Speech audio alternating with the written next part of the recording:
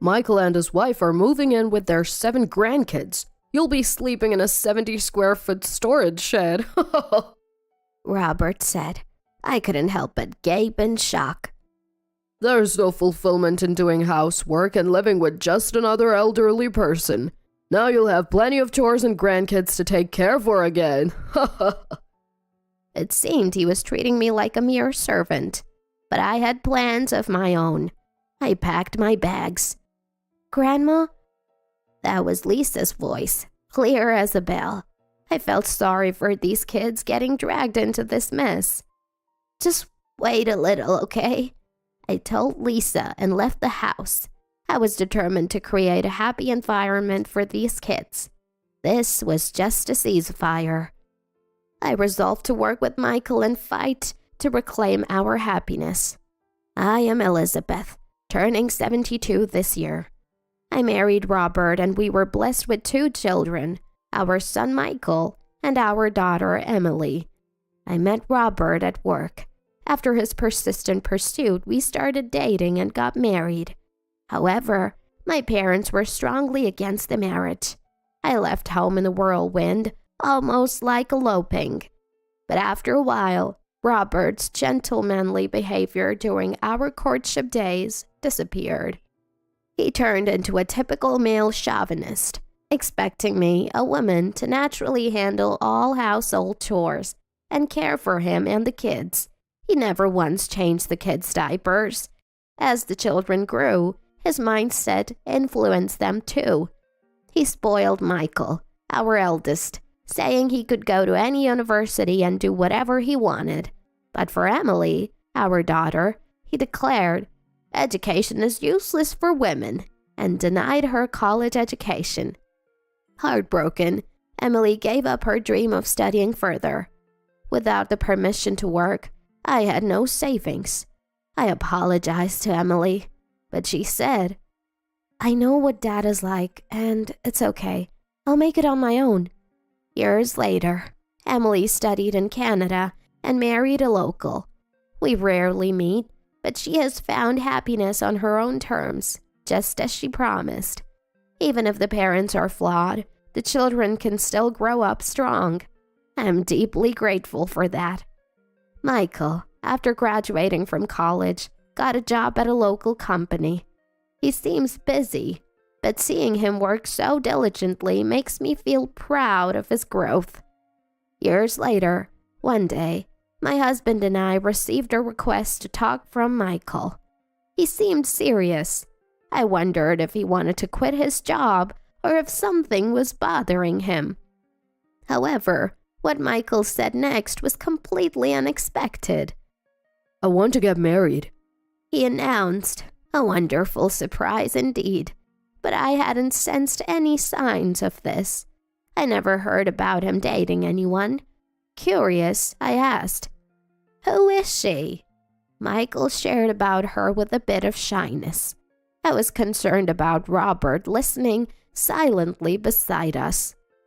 Would he impose the same archaic expectations about women and household chores on Michael's wasn't unthinkable, given how Robert always prized Michael. Though I had remained silent in the past, I was ready to confront Robert if it meant protecting my children's happiness. Fortunately, my worries proved unnecessary. Robert didn't interfere with Michael's marriage. Instead, he quietly observed their happiness. Michael's wife Karen turned out to be a wonderful woman, kind to us, and even engaging Robert in conversation, which he seemed to enjoy. Michael and I felt relieved seeing this. "You've found a great wife," I commented. Michael beamed, saying, I think so too. Their happiness was evident. Soon, it took a more tangible form. Karen is pregnant, Michael informed us. Grandchildren followed, and before we knew it, Michael and Karen were blessed with 7 children, becoming a large family. Robert generously supported them, frequently giving money for education and living expenses. I can't accept this much every time, Michael would protest. But if Michael refused, Robert would give it to Karen. The frequency of this generosity concerned me. Robert, if you keep giving money like this, we'll run out of living expenses. We haven't done much for Emily, yet you give Karen money so often. Can't you think it over? However, Robert reacted more angrily than I expected. We didn't speak for about a month. The Michael family, sensing the tension, felt guilty. Sorry for causing a fight. Michael apologized. I don't blame Michael's family at all. But Michael said, I'll refrain from coming to the house for a while. I also asked him to do so until Robert calms down. Years later, after Robert retired and Michael's children grew up, our marriage was reduced to minimal conversation following that fight. Since then, Robert never gave money to Michael's family in my presence, but he apparently often went to their house to give Karen money. I guess it's his only joy in old age. Aware of this, I chose to turn a blind eye to avoid further arguments. However, one day, Robert suddenly suggested, What about living with Michael's family? The grandkids are many, and eventually this house will go to Michael. It might be good for them to get used to this area now. The idea wasn't bad, but would Michael's family agree? There are still young children in elementary school, and moving them isn't practical. Plus, our house, despite being larger, might not have enough rooms for everyone, potentially making it cramped with more people. I explained this and gently declined the cohabitation. I think Karen is a good person as Michael's wife, but that's partly because we maintain a distance. However, Robert didn't accept my view. One day he went out and returned with a lot of luggage, as if he'd taken a drastic measure. I'm home, he announced. Welcome back. What's with all the luggage? I asked, only to see Michael's family entering our house behind him. Michael wasn't there, but Karen and the grandkids, looking anxious with large bags, were. Hi, Elizabeth. We'll be in your care from today, Karen said cheerily. I was taken aback. We're moving it with Michael and his 7 kids. I've decided you'll be sleeping in a 70-square-foot storage shed. He said, entering the house with the luggage. Wait a minute. Didn't I say that's impossible? Does Michael even know about this? I asked. Michael was at work, so I left him a letter. There's nothing impossible about a family living together. It's spring break now, so it's a good time, Robert said with a smirk. You also got a new room in the storage shed. There's no fulfillment in doing housework for just 2 old people, right? Now you'll have plenty of chores and grandkids to care for again. He added, Such a thing. Don't think your opinion will always prevail. I stood there, dumbfounded. But what shocked me more than Robert's usual selfish behavior was Karen's reaction. I had always thought of her as a nice person, Michael's wife, but she just chuckled at my dismay. Looks like you'll be busy from now on, Elizabeth, she said. I bristled at her comment. Were they both treating me like a servant? I had my own plans. I left them there, buzzing with excitement, and silently went back to my room to pack my things. What are you doing? Robert asked. Since my opinion doesn't matter in this house, I'll be returning to my parents' home, I replied. What? Robert stood there, stunned. I vaguely heard him and Karen complaining, but it all sounded like noise to me. But just as I was about to leave the house, Grandma? I clearly heard Lisa's voice. The poor kids, caught up in all this. Just wait a little, I told Lisa and left. That night, I got a call from Michael, who had just returned from work. Mom, are Karen and the kids with you? When I got home, I found a note saying they'd moved to your place, but no one's home, and Karen isn't answering her phone. He sounded panicked. I calmed him. They must be fine. Everyone's at the house, but I have left. so I don't know the current situation." Huh? I explained the situation in detail to Michael. I had refused to live together. However, to silence my objections, Robert brought everyone over without my consent, trying to force me into the shed and treat me like a servant.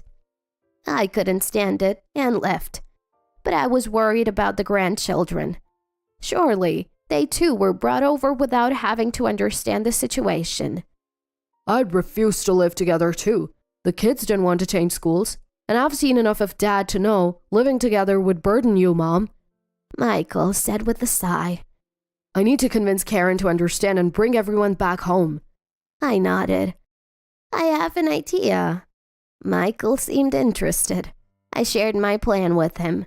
"You must be tired from work, but can you help me?" "Of course," he replied. "Then I'll contact you again. Rest well for tonight." I informed Michael of this and ended the call. I set down my mobile phone and sighed. It looked like I was in for a busy time. As I pondered this, someone entered my room and spoke to me. "Do you think the plan will work?" "Yes. Thank you for helping, Dad," I responded. The man smiled satisfactorily. He was my father, Joseph, a landlord of this area. "I told you not to marry that man. Now you're back at this age," he chided. "Well, you stopped saying that once Emily and Michael were born," I retorted, laughing together. I had left home almost like an elopement due to their strong opposition to my marriage. But after my children were born, I understood the value of parents. By then, I had to come to understand my parents' feelings of not liking Robert. I had secretly returned home once to introduce my children to them. My dad, initially angry at my return, quickly softened at the sight of his grandchildren. "Come back whenever you're in trouble," he had said. Though we weren't close with our relatives, parents are always parents. Robert didn't know, but my parents had paid for Emily's study abroad. He thought he had funded it, but he only contributed 30%. He was a fool to think that the little amount covered it all. I decided to rely on my parents for this matter and returned to their house. It felt shameful to depend on my elderly parents, but I was ready to do anything to protect my children and grandchildren. They understood my feelings. Dad had a simple solution. "Just kick them out." And so began my counterattack based on Dad's strategy. The next morning, I went to the office to get divorce papers and returned home. Robert, seeing me return, smirked. "Did you spend the night outside? The shed would have been better." I ignored him and looked towards the kitchen, hearing water running. I thought Karen might be cleaning, but it was my granddaughter, Lisa, a primary school student. "Where's Karen? Why is Lisa cleaning up?" I shouted at Robert in frustration. "Lisa is a girl. She should be able to do housework," he responded nonchalantly. Angered by his words, I retorted, "Karen is the woman here, isn't she?" She must have noticed my voice. Lisa closed the faucet tightly and smiled at me with relief. "Welcome back, Grandma." "I'm back. Sorry. Where's Karen?" "Mom's still sleeping." I was surprised again. Sleeping? It was already past 9 a.m. "Did you make breakfast, Lisa?" "No, Sarah did before she went to club activities, but it's always like this. I'm in charge of cleaning up." "I see. Good job." Although I praised her, I was shocked. What had Karen been doing all this time? Making the kids do all the housework while she did nothing. These doubts began to surface. "Where's Karen sleeping? I'll go wake her up," I asked Robert. Suddenly, he became flustered. "She's finally sleeping. It's cruel to wake her up. She's tired from being in a new house. Let her sleep today." Had he ever shown such consideration for me? I did want him to be kind to Michael's wife, but this seemed like pampering, not kindness. Ignoring Robert, I climbed the stairs to the second floor. "Karen, where are you?" I called out loudly. Then I heard a noise from our bedroom. With a bad feeling, I hesitantly opened the door. Karen emerged with disheveled hair. "Ah, Elizabeth, welcome back." Was she sleeping here? With Robert? My expression must have revealed my doubts. Karen awkwardly explained. "I couldn't sleep in my bed, so after Dad woke up, I borrowed his bed." It felt like an excuse. I had sometimes thought they were too close, not just friendly. Maybe I was foolish for never doubting them. I decided not to present the divorce papers I had brought. I realized there was something else I needed to do first. "So, what are you here for? Move your stuff to the shed." Robert, who had followed me, said in panic.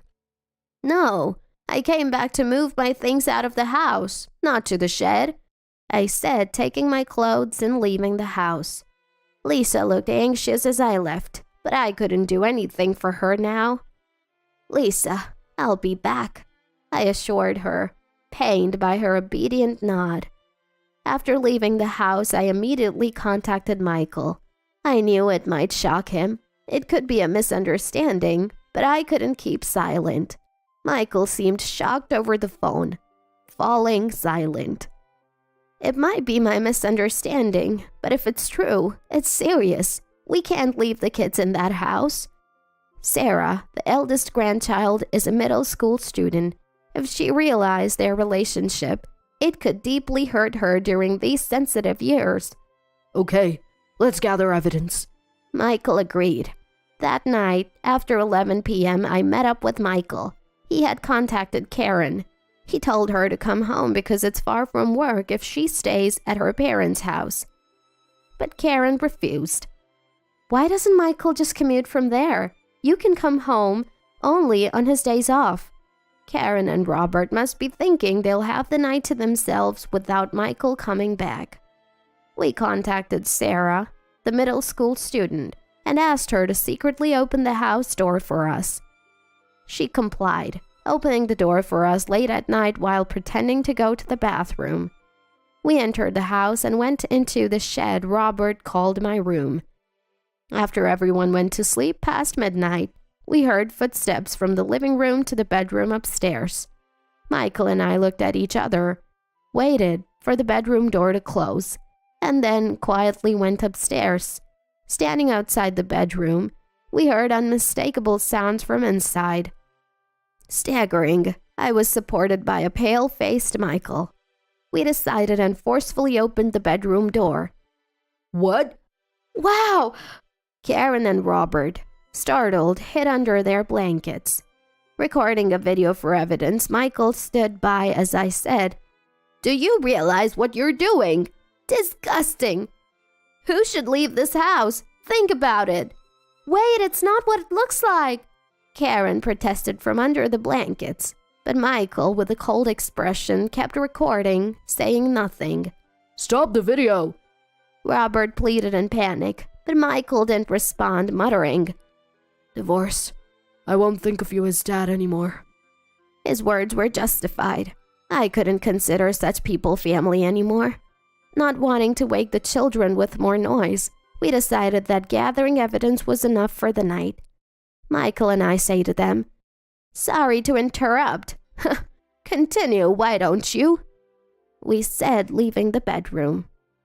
Michael sighed deeply, and all I could do was pat his back. The grandchildren were sound asleep in the living room. Neither of us could sleep, nor could we leave the kids and go back home.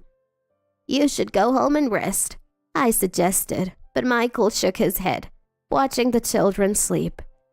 The next day, I had Emily pick up the kids. She had hurried back from abroad after hearing from my father that I was kicked out. When she said she would take them to the amusement park, the kids were thrilled. It had been a while since Emily and the kids met, but she, being childless, adored her nephews and nieces, and they were attached to her, so they happily left with her. Left with just 4 of us in the house. We placed the divorce papers in front of Robert and Karen, demanding they sign. Karen began to sob, and Robert looked pale and frozen. "What are you doing? Write it quickly," I urged. Robert pleaded. "I'm truly sorry. The shed thing was a joke, and yesterday I just got carried away." His ramblings sounded like excuses, which I didn't want to hear. "Who cares about getting carried away? You hit on your son's wife. Disgusting old man." Michael spat. "And you? Karen, write it now." Karen burst into tears at his words. "I'm sorry. I really regret it. Let's go back home and live together again." But Michael's heart was unmoved. In fact, he laughed and said, "Go back where? You don't have a home anymore." Karen stopped crying and started trembling. "The house will go back to Mom. It was originally her house," Michael declared. I smiled at his words. The house Michael had been living in was built on land my father had given to me as a wedding gift to Michael. "I can't let Robert know I gave you the house. He may not be my favorite, but he's your dad. I did this on my own. No need to tell them," Dad had said. Michael and I kept it a secret to maintain Robert's dignity. Michael was grateful and had thanked Dad. "Sorry, I can only do this much for my grandchildren," Dad had said, embarrassed but clearly happy. Such a stark contrast to grandparents who exploit their grandkids. So, the land and the house were in my name.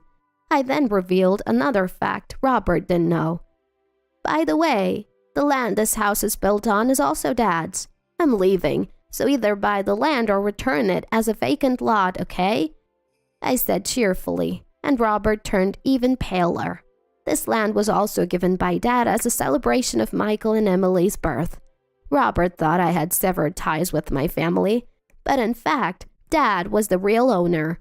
There's no way Robert, a stranger now, could use it without any relation.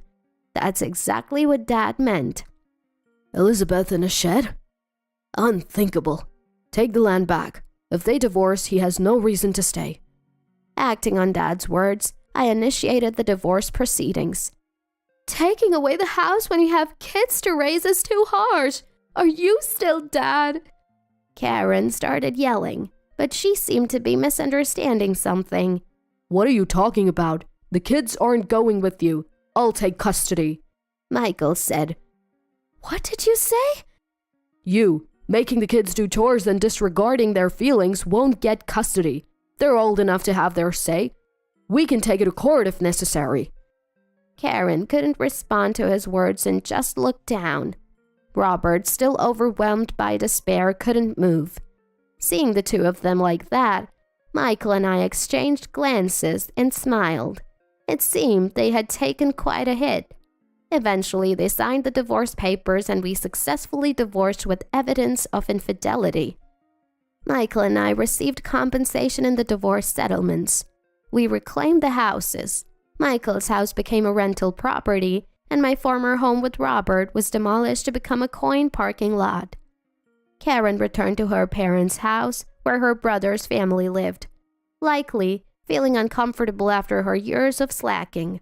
Robert, with his remaining retirement savings, rented an apartment, unbeknownst to him, also owned by us. It would be interesting to see how long he could afford the rent. The grandchildren, who had a great time at the amusement park, returned to my parents' house and slept soundly. With plenty of space, each child got their own room. Although it was out of their school district, they could still attend their original school with an application. They quickly grew fond of my parents, calling them great-grandma and great-grandpa. Our large family made my parents happy. Maybe it was for the best that Michael, the grandkids, and I all lived at my parents' house. Although the household chores increased for me, it wasn't difficult. Seeing the kids play and do their homework gave me strength, and everyone naturally helped out. "We hated being forced to do chores before, but if it helps, Grandma, we want to do it," they said, which moved me to tears. Helping out should be voluntary, not forced. That's real education. I feel so happy now. buying donuts and sweets with my grandchildren, enjoying them with my parents. This life is a true blessing.